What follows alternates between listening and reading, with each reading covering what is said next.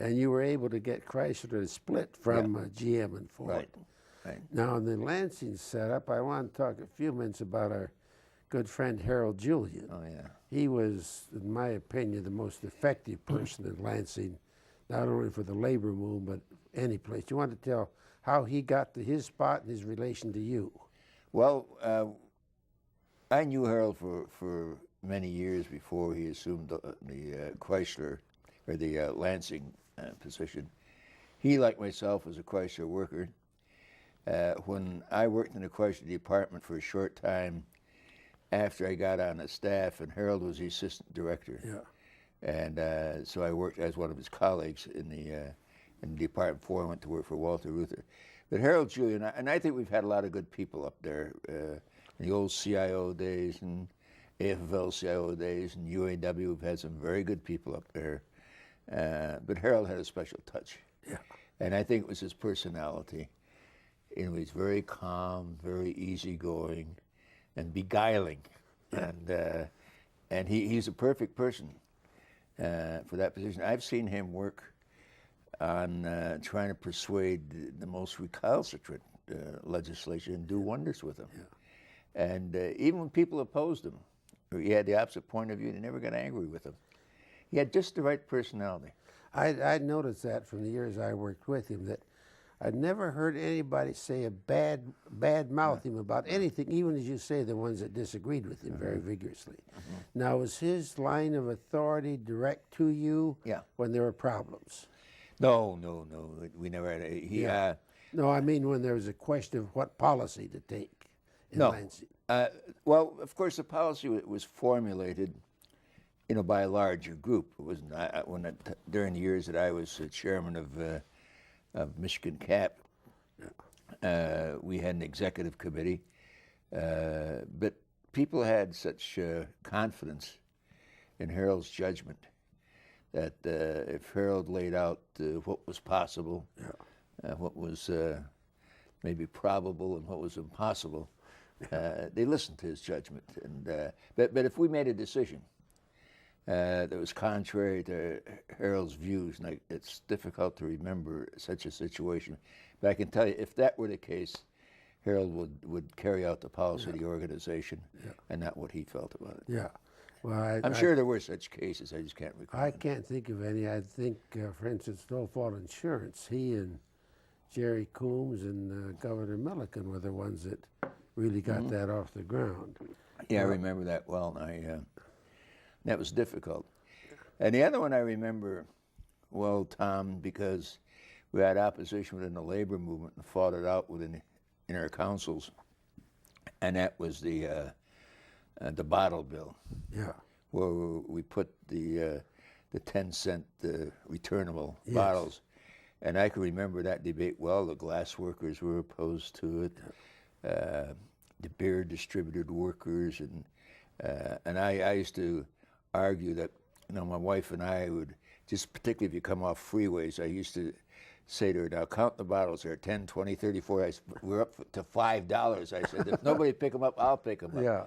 Of course, that really solved an enormous problem that we had in terms of the environment. I think it was much more successful than anybody thought. Oh, yeah. And there, I wanted to make that point because Harold just did a marvelous, that wasn't easy. Yeah. And Harold did a marvelous piece of Well, work. he was an excellent representative. I think he's the most effective person in Lansing. Now, let's talk about some of the real rough problems. We talked a little on the matter of racism. You want to go into that a little more? I know.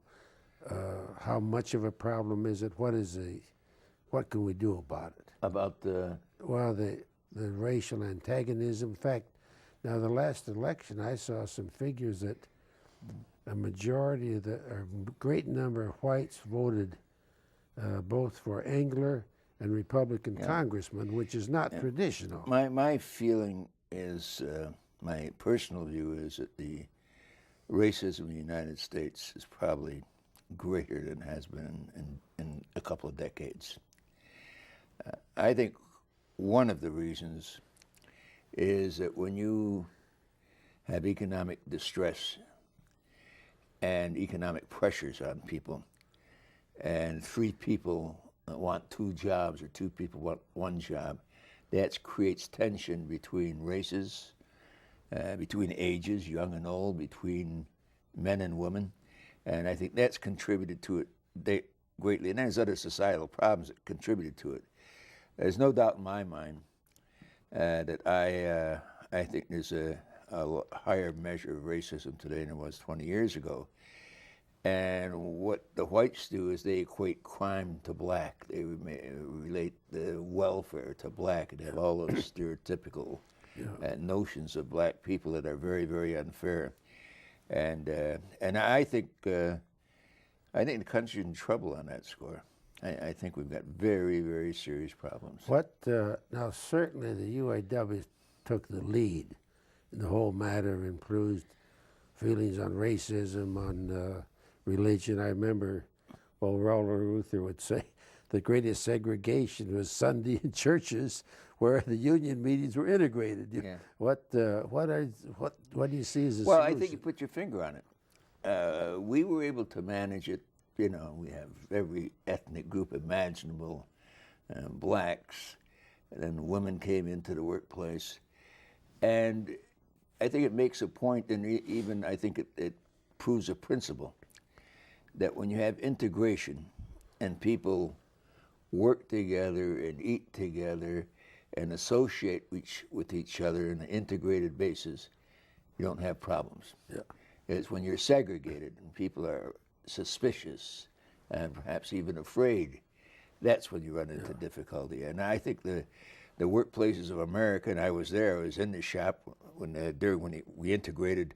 I come from a lily white plant, what you used to call a lily white plant, not one single black until Roosevelt's executive order. And so I went through that whole integration. I saw that fear when the first black came in. But after about a year, the uneasiness disappeared. And as long as you have integration, I think it greatly diminishes these artificial barriers that we have. Now there's good integration in the shop. The tool and die was probably slower than some of the others. What about when it got out in the neighborhoods? Is it still the segregation and what? You want to go into that a little bit? They went back to old habits. I don't know if you recall, Tom, in the old days of the FDR camp up at Port Huron that CIO ran, Brendan Sexton had little surveys. And we would have, for example, sometimes when we had a union-wide program, have black members from the South. It's the first time blacks had ever been associated with whites and whites with blacks in that kind of setting where you sleep in the same barracks, you eat together and you work together. And a transformation took place. Yeah. And then he had this little questionnaire about, do you believe that African Americans are entitled to absolute equality, promotion, wages, and everything else in the workplace? All the answers was yes. And then we say, well, do you think they should live in the same neighborhood as you do? And you saw some reluctance. I think even that has changed. I think the question of, if you look at all the polls, well, you see the integration of some suburbs now. So I think that problem is easing somewhat. And it comes back to the point you originally made. If you have integration, you can solve a lot of these problems. I remember an Afro-American called black minister said if there were 7 pork chops and 7 people, no problem. If there were 7 pork chops and 8 people, then you had a problem. Yeah, it goes on this question of economic stress.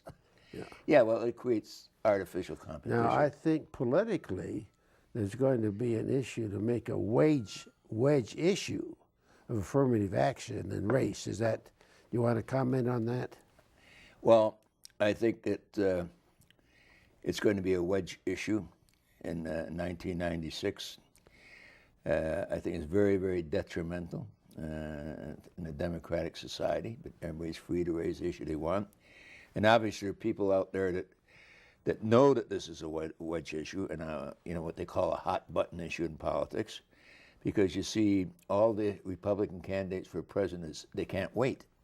They're seizing on these issues. They're seeing who can get out there first and farthest. And so unfortunately, It's going to be the kind of issue that the proposition number 187 in California was the last election, was anti-Hispanic. And I think it's destructive. I'm a little bit afraid